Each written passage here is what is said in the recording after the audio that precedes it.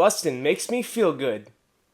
Wait a minute. Hi everybody, Anthony here from Awesome Anthony Productions, and today I'm going to give you my review of Ghostbusters Frozen Empire. But before we get started, you know exactly what to do at the end of the video. If I've earned it, please leave a like, subscribe, and ring that bell so you never miss any of my new reviews. Now let's get into it. Frozen Empire picks up a few years after the events of Afterlife, with the Spangler family, McKenna Grace's Phoebe, Finn Wolfhard's Trevor, Carrie Coon's Callie, and Paul Rudd's Gary Gruberson, who is now the step something in that family. You're not my dad! Anyway, thanks to Ernie Hudson's Winston Zeddemore bankrolling the Ghostbusters company, the Spanglers have officially moved into the old firehouse in New York, and the business is back in full swing, while Logan Kim's podcast is working with Dan Aykroyd's Ray Stantz at his paranormal antique shop. Celeste O'Connor's Lucky is also back, but there's not really much to say about her. She doesn't have much characterization, as is Annie Potts' Janine. Ghostbusters, what do you want? Along with some new characters like Patton Oswalt as a historian, Dr. Wartsky, James Acaster as Lars, a paranormal investigator who works with Winston, and Emily Allen Lind as Melanie, a ghost that befriends Phoebe. But the less said about that, the better. Bill Murray's Peter Venkman is here too, but he's in like 2 scenes. Everything seems alright in the beginning, but all isn't alright in the neighborhood, especially because Dickless himself, Walter Peck... Is this true? Yes, it's true. This man has no dick. Played by a returning William Atherton, is now the mayor of New York and doing everything he can to shut the team down, including benching Phoebe because she's the only one on the team that's a minor. Pretty sure it's no kids allowed. And right as all of this is going down, Nadim Razmati, played by Kumail Nanjiani, sells a mysterious orb to Ray that contains an ancient evil spirit that is said to be able to kill just by fear alone, and the Ghostbusters will need all hands on deck to stop him for good. That was a lot. I know. And it actually brings me to my biggest complaint about this movie. There are just way too many characters here. Too many people. And that's coming from someone who enjoyed this film a lot, a hell of a lot more than most critics out there. Just when it feels like we're getting into the groove, catching back up with the Spanglers, we cut back to Ray and podcast, then jump back to the Spanglers, then over to the lab with Lucky and the new guy Lars, then Winston and Ray, then Janine, and so on and so forth. And regardless of how much I enjoyed seeing most of these characters, it kind of felt like the film was all over the place here and there. I also thought that the movie dragged a bit in the middle and took a while to really get into the meat and potatoes of the plot. We don't even know who the villain really is until about 2/3 of the way in, and when he does show up, even though he looks cool and has great CGI, there's not really anything to him besides his evilness and his powers. Oh, so scary. I kind of get why this was done and I'm okay with it. It kind of followed the pattern of the other movies where they put the comedy first and then had the plot kind of building up in the background. The other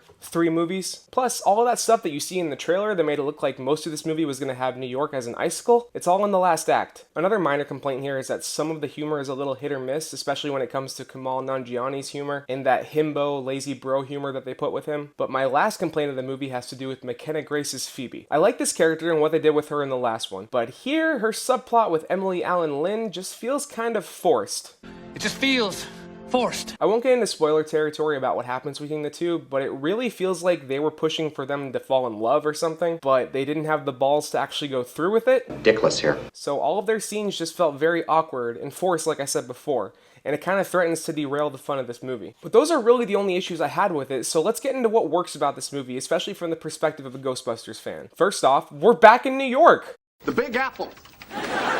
As much as I enjoyed Afterlife, there was just something that felt like it was missing with the movie being set in Oklahoma. But here we get to jump right into the action with the Ecto-1 chasing a ghost through the crowded streets of New York with a few cool technological upgrades, and it immediately put a smile on my face. This also gives us a glimpse at the pretty strong visuals and special effects that are on display throughout this entire film. The CGI is surprisingly great, especially on the main villain when he shows up later. And they even had a couple of throwback scenes involving Slimer and the librarian that used puppets instead of CGI, and it was just very satisfying.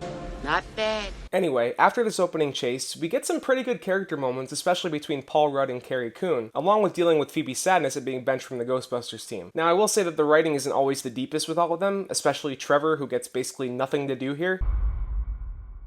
Yeah. But I like all of these actors and characters, and there really is enough there to keep you rooting for them and stay attached to them. Especially Paul Rudd. I really can't get enough of that guy. Ha! Gay! But the one place where the writing is strongest is the humor. I know I said that there were some parts that were a little hit or miss earlier, but for the most part it's pretty damn funny, and it fits right in with some of the funnier bits from the other movies. I also appreciated the story and the slow burn of the mystery that fleshed out the villain's backstory, even if the villain is a little one note once he appears. But it's a strong enough mystery to keep you invested and intrigued while the characters are piecing together all of the parts of the puzzle, even if the story does kind of tend to bounce all over the place due to how many freaking characters are here. I also appreciated that the film gave each of the original surviving Ghostbusters and Janine a chance to shine or make us laugh. Melnitz in uniform. Yeah.